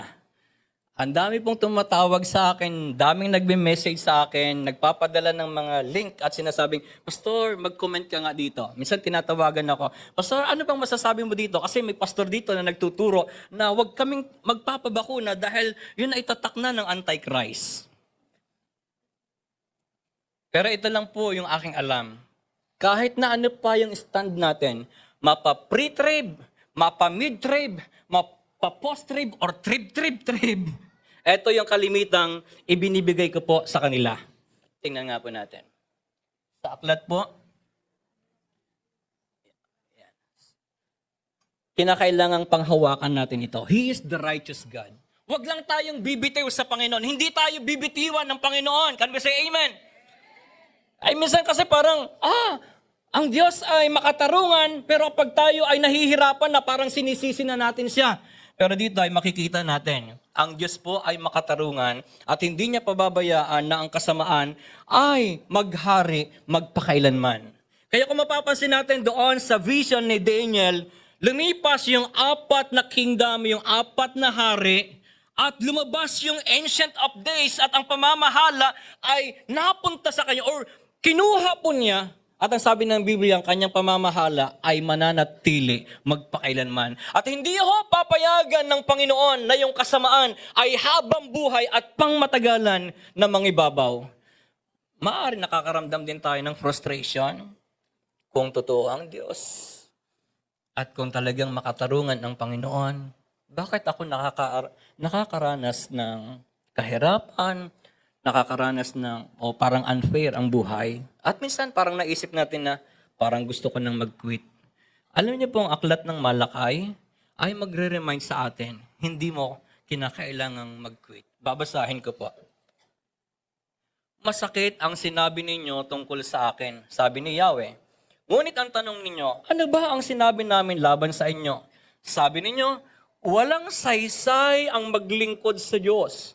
Ano ba ang mapapala natin sa pagsunod sa kanyang mga utos o sa pagpapakita natin kay Yahweh na nagsisisi tayo sa nagawa nating kasalanan? Hindi ba't kung sino ang palalo ay siyang pinagpapala? Hindi lamang nananagana ang masasama, kundi sinusubok nila ang Diyos sa paggawa nila ng kasamaan, ngunit hindi sila pinaparusahan. Parang unfair, ano? Magiging akin sila, sabi ng Panginoon, na makapangyarihan sa lahat. Sa araw na ako'y kumilos, itatangi ko sila habang bilang sariling akin. Ililigtas ko sila tulad ng pagliligtas ng isang ama sa anak na naglilingkod sa kanya. Muli ninyong makikita ang pagkakaiba ng mabuti at ng masama at ng taong naglilingkod sa Diyos at ng hindi naglilingkod sa Kanya. So if you are thinking to quit dahil na-frustrate ka na at hindi mo makita ang pagkakaiba ng naglilingkod sa Panginoon at hindi naglilingkod sa Panginoon, ngayon lang yan. But time will come at the final time ng ating pong Panginoon. Yung paglilingkod mo sa Panginoon ay isang bagay na kailanman ay hindi mo pagsisisihan. Palakpakan natin ng Panginoon. Sabihin mo sa iyong katabi, kung binigyan ka ng ministry, sabihin niyo po sa inyong katabi, kung binigyan ka ng ministry, huwag mong iiwanan, huwag mong pababayaan. God is not unfair. Sabi ng Biblia, your labor in God is not in vain. Kung naghihirap tayo, kung nasaktan tayo, umiyak tayo, dahil sa ministry at paglilingkod sa Panginoon, temporary lang yan. But time will come, makikita natin yung final na pagkakaiba ng naglilingkod at hindi naglilingkod sa Panginoon. Sabihin mo sa iyong katabi, tapusin natin hanggang sa hangganan. Palakpakan natin ang Panginoon. Praise God. Ang Diyos na atin pong pinaglilingkuran at naghahari, He reigns with wisdom, He reigns with righteousness, at ito pong pangatlo, He reigns with power. Sabihin nga po natin, He reigns with power. Those who are watching us online, pakitype po sa comment section natin, He reigns with power. At yun pong power na to, wala pong makaka-dethrone sa Kanya. Wala pong makakapagpatalsik sa Kanya. Wala pong pwedeng bumangga sa Kanya. Walang pwedeng lumaban sa Kanya. Walang pwedeng tumayo na magtatagumpay laban sa Kanya. Sabi ng Daniel chapter 7 verse 13, in my vision at night, I look, and there before me was one like a son of man, coming with the clouds of heaven. He approached the Ancient of Days and was led in His presence. He was given authority, glory, and sovereign power. All nations and peoples of every language worship Him.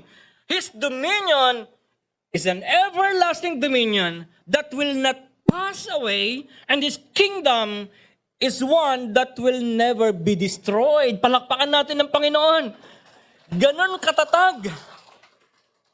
No matter kung gaano karami yung bumangga, no matter kung gaano kalakas yung pwersa, walang pwedeng magtagumpay laban sa makapangyarihang Diyos na pinaglilingkuran natin, na Siya naghahari at namamahala maging sa panahon natin ngayon. Pero minsan nga, sabi ko, ang ikinatatakot natin ay baka mawala tayo sa Panginoon. Pero lagi niyo pong tatandaan, ang Panginoon, bago pa mangyari ang lahat ng bagay, meron na po siyang plano. May foreknowledge kasi siya because He is the all-knowing God. At hindi niya pababayaan na maging unfair at may mga injustices na mangyari.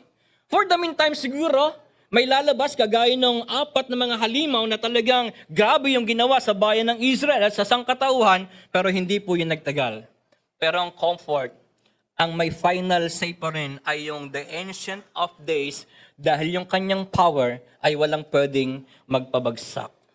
Sabi nga na aklat ng Job chapter 42 verse 10, I know that You can do all things. No purpose of yours can be thwarted. Alam niyo, matagal na at mahabang panahon na nagplano ang Panginoon sa atin. At sabi ng Jeremiah, maganda yung plano ng Panginoon. Meron po bang pwedeng sumira sa magandang plano ng Panginoon sa buhay mo, sa buhay ko, sa buhay nating lahat? Wala. Sabihin mo nga sa iyong katabi, walang pwedeng sumira sa magandang plano ng Diyos para sa iyo. Paniwalaan lang natin, tanggapin lang natin, at ipamuhay natin. Kung hindi po ito nasusulat sa Biblia, hindi ko paniniwalaan. Pero dahil nakasulat sa Biblia at alam natin ito'y totoo, sabi ng Biblia, I know that You can do all things. No purpose of yours can be thwarted. Kahit tayo, hindi natin pwedeng pigilan. Hindi natin pwedeng palitan. Hindi natin pwedeng dayain. Yan pong plano ng Panginoon. dahil siya ang omnipotent God. Palakpakan natin ng Panginoon. Kaya pag sinabi ng Panginoon, for I know the plans I have for you, hindi lamang sa bayan ng Israel, kundi sa buhay mo, kahit na sirang-sira na yung buhay natin, wasak na yung buhay natin, pag sinuko natin yan sa Diyos na makapangyarihan, sabi ng Biblia, may magandang plano ang Panginoon, at ang magandang planong yun, walang pwedeng umagaw, walang pwedeng sumira, walang pwedeng pumalit. Hallelujah! At kung kinatatakutan natin yung topic na end times, Pastor, eto kayang nangyayari sa China at girian ng US kasama ang Pilipinas. Pwede kayang ito na yung end of the world? Hindi ko rin po alam eh. Maliban na lang, kausapin ako ng Panginoon mamayang gabi, may message ko na lang po kayo. Pero ang point ko ay ganito. Gaano man katindi yung suffering na pinagdadaanan natin, gaano man tayo na-frustrate, gaano man tayo natatakot, or hindi man natin lubusang maintindihan. Kasi nga sabi ko, nung panahon ng COVID may mga nagme-message, Pastor, magpapabakuna ba ako? Sabi ng pastor dito, ay tatak na daw ito. O Pastor, hindi pa kaya ay nadaya na ako. Alam niyo po, ito yung paboritong verse na ibinibigay ko po sa kanila. Ito na talaga. Sa John chapter 10, verse 28. Pakibasa nga po.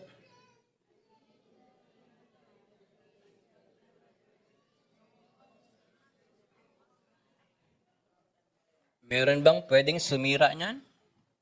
Wala. Sabi ng Biblia, I give them eternal life and they shall never perish. They shall never perish. No one will snatch them out of my hand. Kung hawak ka ng Panginoon dahil sinuko mo yung buhay mo sa Panginoon, meron bang pwedeng mandaya sa'yo at manlinlang para tatakan ka? Meron bang pwedeng umagaw sa kamay ng Panginoon at agawin ka? Wala. Kaya kahit na anong mangyari, magunaw man ang mundong ito, as long na binigay mo yung buhay mo sa Panginoon at pinagkatiwala mo sa Panginoon, walang sino mang pwedeng umagaw sa makapangyarihang kamay ng Panginoon at ang buhay mo ay laging safe at secure sa kamay ng ating pong Panginoon. Palakpakan po natin siya. Hallelujah. At habang iniisip ko po itong topic na ibinigay po sa akin, at pinag-aaralin ko po yung 3 points na to, He reigns with wisdom, righteousness, and power. Bumabalik po sa alaala ko yung nangyari sa akin last year. Napilitan po akong mag-resign as superintendent dahil may lumabas pong bukol sa leeg ko. At nung sinabi ko yan sa family ko, ang unang reaction nila ay umiyak at inakap ako ng aking panganganay at sabi sa akin, Haladad! Sabi ko, I'll be okay. So, dinala po ako sa hospital, pina-check, laboratory, ultrasound. Nang makita pa lang ng doktor yung result, sabi niya, i-refer kita sa ANT. Pagdating doon sa ANT, sabi ka agad ng doktor, kinakailangan mong magpa-biopsy. So medyo na-stress na ako. Kasi prior to that, na makita yung bukol, daming pain sa katawan ko. Sa paa, sa likod, sa balikat ko, sa leeg, sa ulo. Hindi ko alam kasi na-stroke na rin po ako noon. At nung sabihin ko sa doktor, Dok, ano po ba ang, parang yung nakikita nyo, bakit kinakailangan magpa-biopsy ako? Sabi ng doktor, possible cancerous yan. Kasi isa lang yung bukol, sa left side pa, lalaki. Tinanong ako, sa lahi niyo ba mayroong nagkabukol?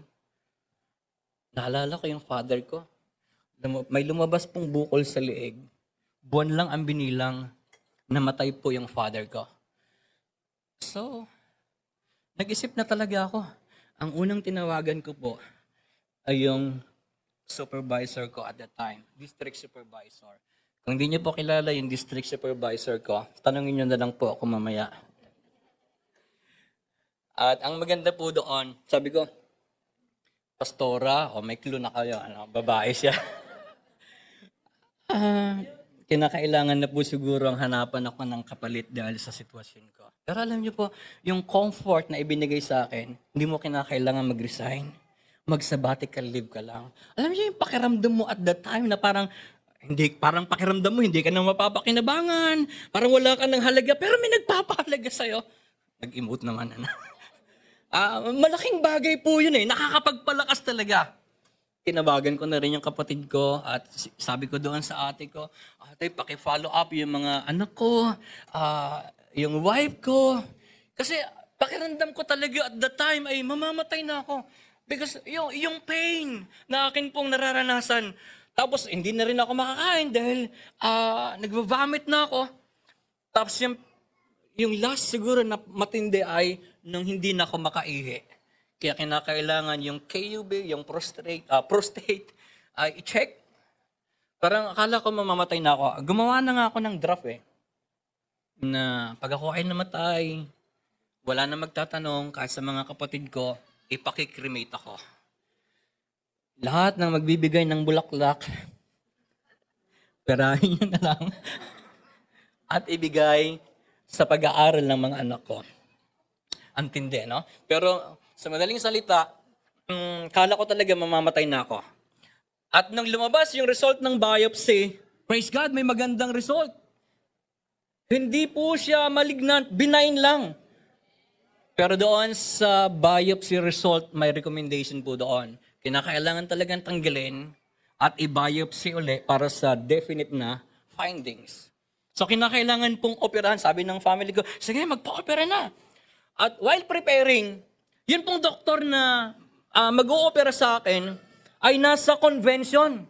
So sabi nung magbibigay sa akin ng clearance, wala yung doktor na mag-o-opera sa'yo. Ang suggestion ko, mag-seek ka ng pangalawang opinion. Nag-seek ako ng pangalawang opinion. At sabi niya, hindi kinakailangang operahan, obserbahan lang ng 6 months. But after 6 months, sabi niya, kinakailangan mo uling dumaan sa ganito at magpa-biopsy. Tinapat ko na yung doktor. Ano pong gagawin sa akin kung ano man ang makita sa biopsy? Operahan pa rin naman pala. Sa pinaghanda po ako ng 160,000 at pinapahanda na rin po yung clearance. At alam niyo po, nang inaayos na namin yung clearance, talagang divine intervention ng Panginoon. Yung doktor naman na mag-o-opera sa akin, sa pangalawang pagkakataon, ay nakalive ng 6 na buwan. Sabi nila, kukontakin namin yung doktor. So, sabi namin, habang kinukontak yun, pumunta kami sa public hospital. Alam niyo, maganda po yung mga public hospital din talaga natin. Bagaman, mahaba ang pila. At natapos ang ilang buwan na aking paghihintay, ang request na po doon is for operation. So, chinek ako ng ENT, ng espesyalista, tapos di-refer pa ako doon sa head and neck. Hanggang pagkatapos ng convention na final na yung resignation ko, wala nang atrasan, biglang lumabas yung findings ng nasa head and neck. Sir, good news. Hindi mo na kinakailangang operahan. Ablation na lang. So praise God. Kaya nakakasigaw na ako, nakakapag-praise na ako ng matagal. Actually, pwede pa ako kahit na 2 hours. Okay lang po kayo? Pero hindi na pwede. So ganun po yung atin pong Panginoon. He reigns with wisdom because He is the omniscient God. He reigns with righteousness. God is not unfair. Your labor in God is not in vain. He knows your struggle. But above all, siya yung powerful God. Palakpakan natin ang Panginoon. Kaya sa paglilingkod natin sa Panginoon sa ating sarili, hindi natin kayang manatili sa Panginoon. But by God's grace, magagawa natin hanggang sa finish line. Sabi ng aklat ng Romans chapter 8, verse 31, what then shall we say in response to these things? If God is for us, who can be against us? He who did not spare His own Son, but gave Him up for us all, how will He not also, along with Him, graciously give us all things? Who shall separate us from the love of Christ? Shall trouble, or hardship, or persecution, or famine, or nakedness, or danger, or sword? No. In all these things, we are more than conquerors through Him who loved us. For I am convinced that neither death, nor life, neither angels nor demons, neither the present nor the future, nor any powers, neither height nor depth, anything else in all creation will be able to separate us from the love of God that is in Christ our Lord Jesus. Church, may I encourage you, if you believe that God who reigns is the omniscient God, He is the righteous God, He reigns with power. Meron ba tayong dahilan para umatras? Meron ba tayong dahilan para tumigil? Wala. At kung tayo po ay nahihirapan, i-take natin itong sinabi ng aklat ng Job chapter 5 verse 8. Kung ako sa'yo, lalapit ako sa Diyos at ang aking kalagayan sa Kanya ko idudulog. Mga dakilang gawa niya ay di natin maunawaan. Mga kababalaghan niya ay walang katapusan. God bless you.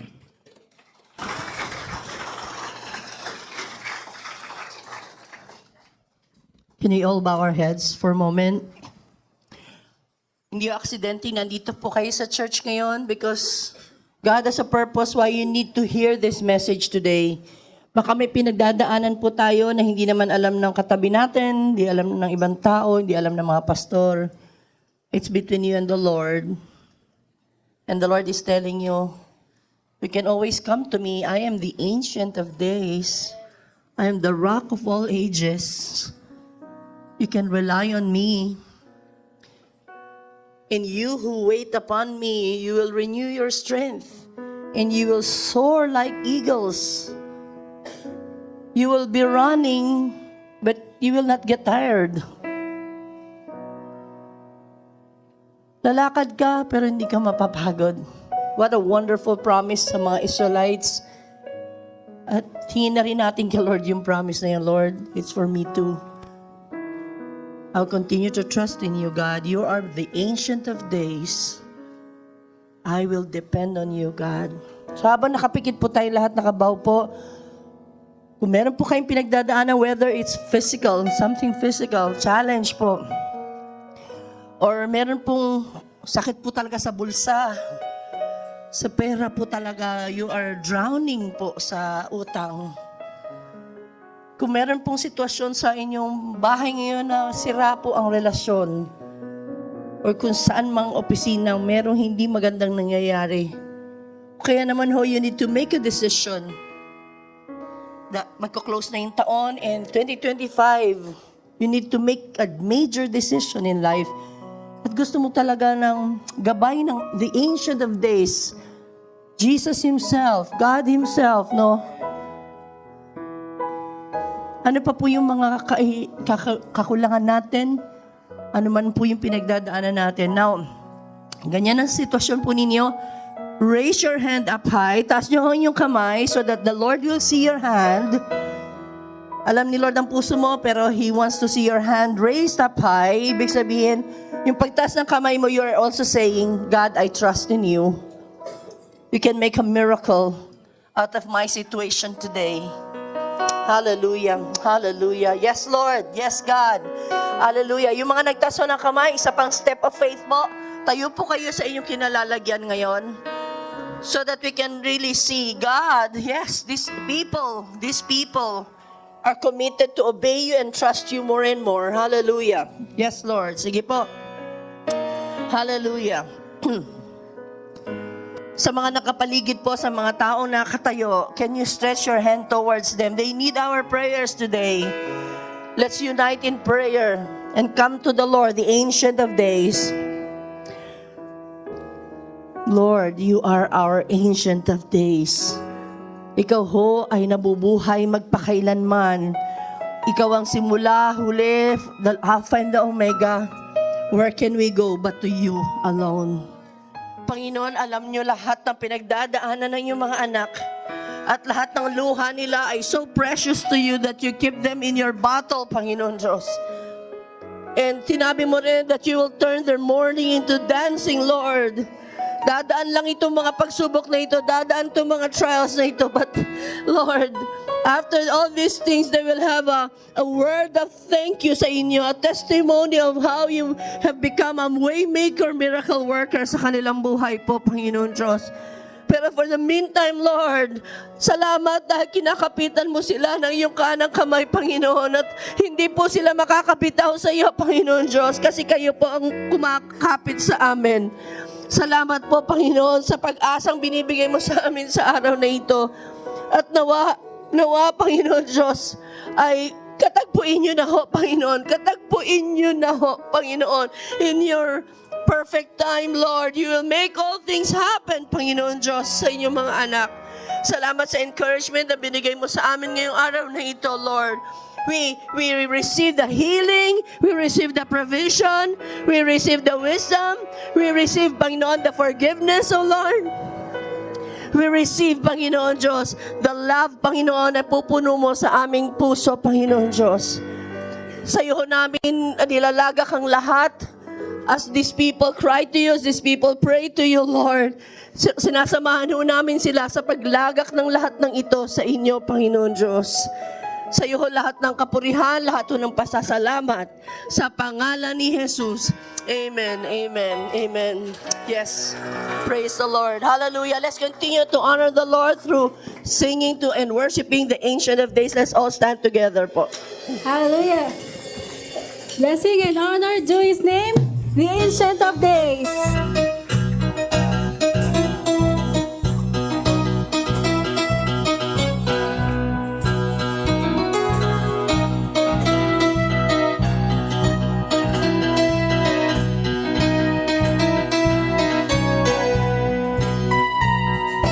Blessing and honor, glory and power, be unto the Ancient of Days.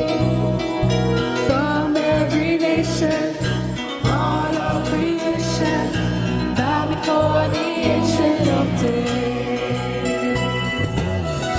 All in heaven and earth shall declare your glory. Every knee shall bow at your throne. In worship you be exalted, O God, and your kingdom shall not pass away. O Ancient of Days.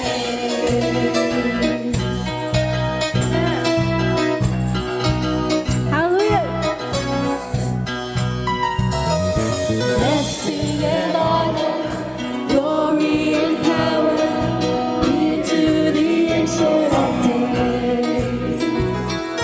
From every nation, all of creation, bow before the Ancient of Days. And every tongue in every heart shall declare your glory. Every knee shall bow at your throne. In worship you be exalted, O God, and your kingdom shall not pass away.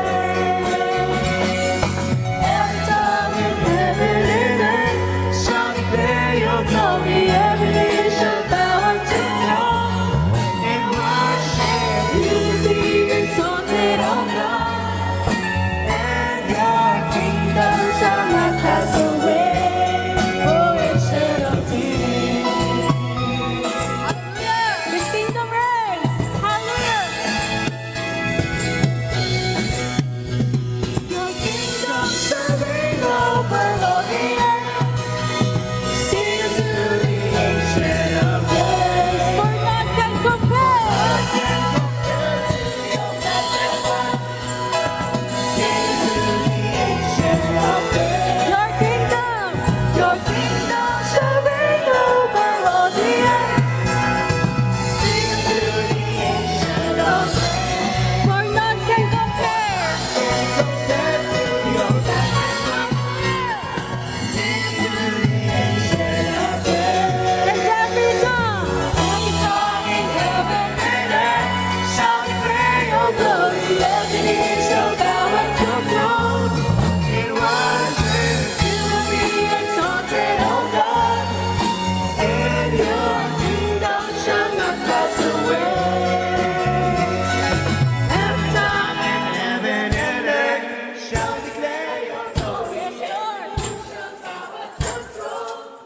In worship you will be exalted, O God, and your kingdom shall not pass away. Every tongue